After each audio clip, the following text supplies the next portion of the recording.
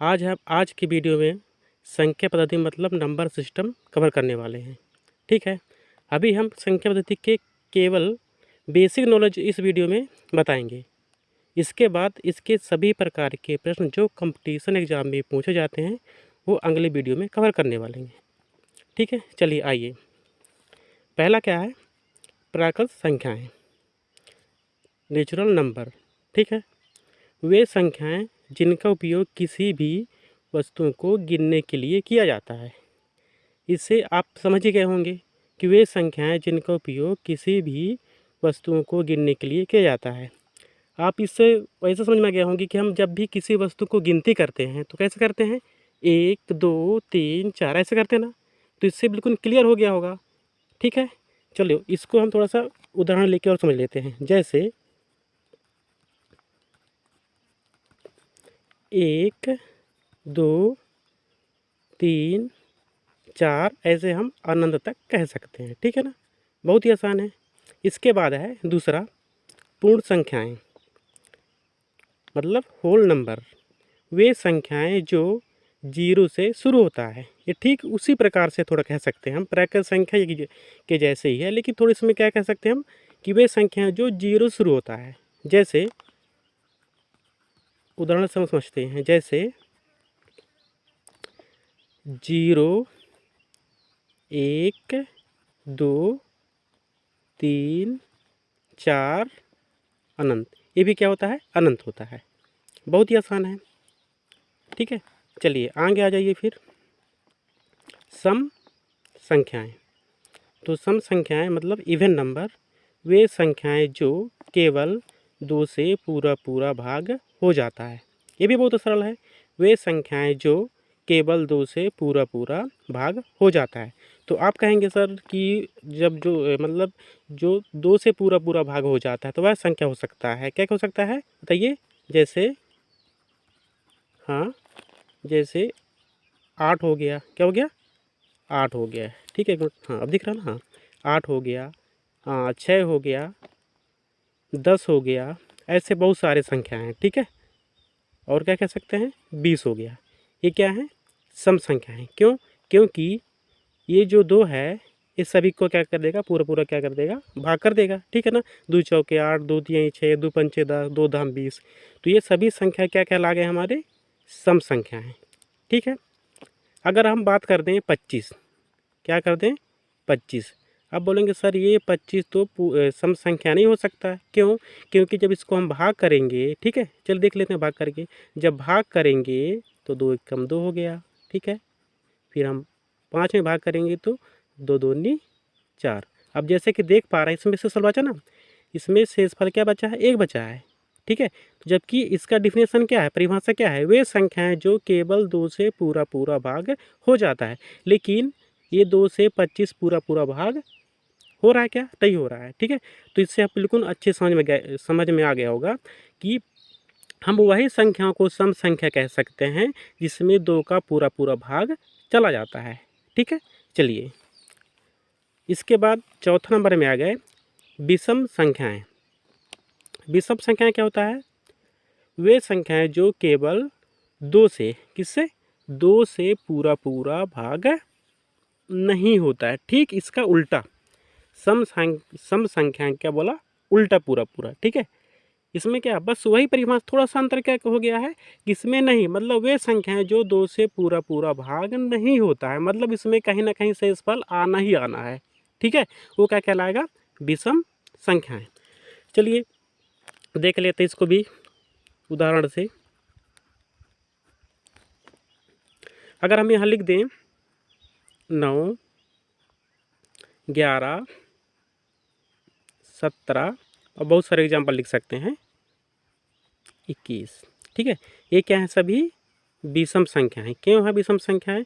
क्योंकि 2 से 9 पूरा भाग हो सकता है? बिल्कुल नहीं हो सकता है। ना तो 11 होगा, ना 17 होगा, ना 21 होगा। ठीक है, तो हमारे ये सभी संख्या क्या हो गए? विषम संख्या हो गए। ठीक है, अब इसके आगे आ जाइए। इसके आगे क्या पढ़ने वाले हैं? भाज्य संख्याएं। क्या पढ़ने वाले हैं? भाज्य संख्याएं मतलब कंपोजिट नंबर। चलिए इसका डिफिनेशन देख लेते हैं। वे संख्याएं जिनका गुणनखंड 2 से अधिक होता है। क्या? वे संख्याएं जिनका गुणनखंड 2 से अधिक होता है। ठीक है, तो अब वे संख्या हम देखेंगे जिनका गुणनखंड क्या हो, 2 से अधिक हो। ठीक है, 2 से अधिक की बात की जा रही है। ठीक है, तो चलिए देखते हैं।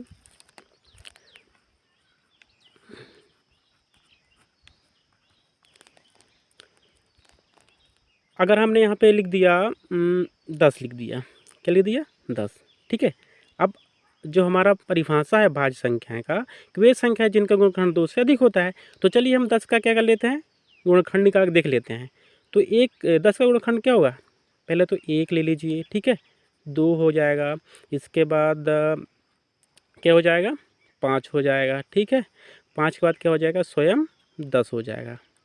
अब देख लीजिए 10 का जो गुणनखंड क्या क्या है, 1 2 5 और 10, मतलब कह सकते हैं 2 से अधिक है ना, 1 2 3 4 मतलब 2 से अधिक है। तो हम क्या कहेंगे, 10 क्या है हमारा भाज्य संख्या है। क्यों? क्योंकि परिभाषा क्या है कि 2 से अधिक होना चाहिए। तो बिल्कुल हाँ, 2 से बिल्कुल अधिक है, 1 2 3 4 इसके गुणनखंड है ना। तो क्या कहलाएंगे, भाज्य संख्या कहलाएंगे, मतलब जिनका गुणनखंड 2 से अधिक होना चाहिए। 2 से अधिक मतलब कितना भी हो सकता है, लेकिन वो केवल 2 से अधिक ही अधिक होंगे, तभी हम उसको क्या कहेंगे, भाज्य संख्याएं गिनती में कर सकते हैं। ठीक है, चलिए अगर हम आगे पढ़ने वाले हैं तो इससे और क्लियर हो जाएगा जब इसके हम अभाज्य संख्या पढ़ेंगे। ठीक है, प्राइम नंबर पढ़ेंगे तो इससे और मतलब ये बेसिक क्लियर हो जाएगा। चलिए अब हम पढ़ने वाले हैं अभाज्य संख्याएं। प्राइम नंबर वे संख्याएं जिनका गुणनखंड केवल 2 होता है। क्या? वे संख्याएं जिनका गुणनखंड केवल 2 होता है। ठीक है, अब देखिए चलिए इसमें ले लेते हैं, उदाहरण ले लेते हैं इसमें, तो और इसको अच्छे से समझ पाएंगे। ठीक है दोस्तों, चलिए हमने इसमें ले लिया, चलिए मैं पहले तो 3 ले लिया। क्या ले लिया, 3। अब इसका हम क्या करते हैं, गुणनखंड निकाल के देखते हैं। तो इसका गुणनखंड क्या होगा, बताइए, पहले तो 1 होगा। ठीक है, इसके बाद क्या होगा, क्या होगा, 3। ठीक है, अब बताओ इसके अलावा और कोई हो सकते हैं क्या, नहीं, बिल्कुल नहीं हो सकता। ठीक है, मतलब 3 का गुणनखंड क्या क्या है, 1 और 3। अब बताओ इसमें इसके 3 के गुणनखंड कितने हैं, तो आप बोलेंगे सर इसमें केवल 2 ही हैं। कितने हैं, केवल 2 हैं। ठीक है, केवल कितने हैं, 2 हैं।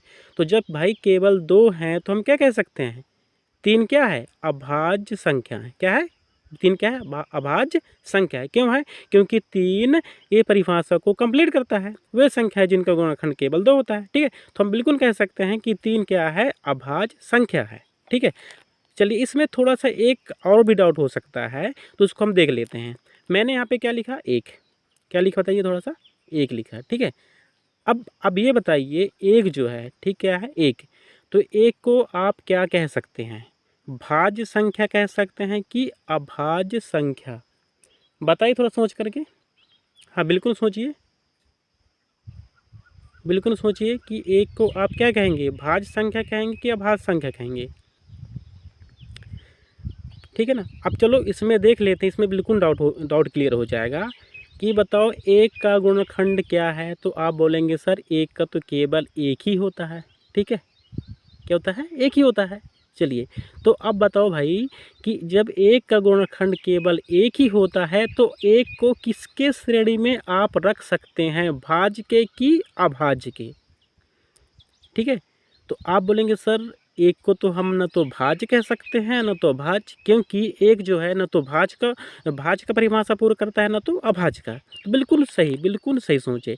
तो हम क्या कहेंगे, 1 को न तो भाज्य संख्या कह सकते हैं न तो अभाज्य संख्या कह सकते हैं। ठीक है, तो लेकिन एक और दूसरे संख्या में आ सकता है, लेकिन हम इसको भाज्य और अभाज्य की गिनती में नहीं रख सकते हैं। आया समझने, बहुत ही आसान है।